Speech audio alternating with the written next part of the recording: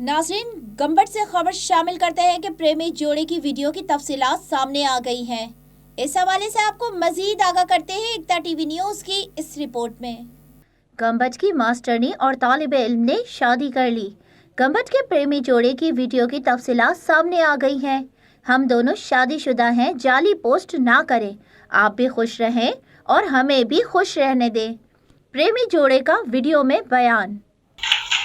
असां पंहिंजे घरां रज़ामंदी सां निकिता आहियूं। असां ॿिए निकाह कयो आहे।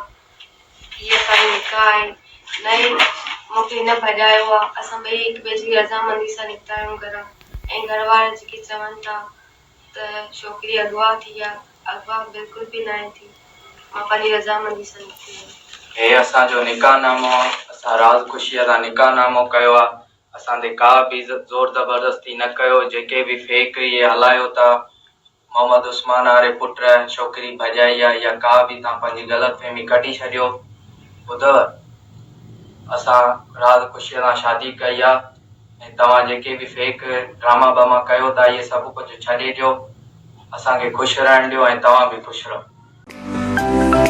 To watch more videos, please subscribe to our YouTube channel and click the bell icon.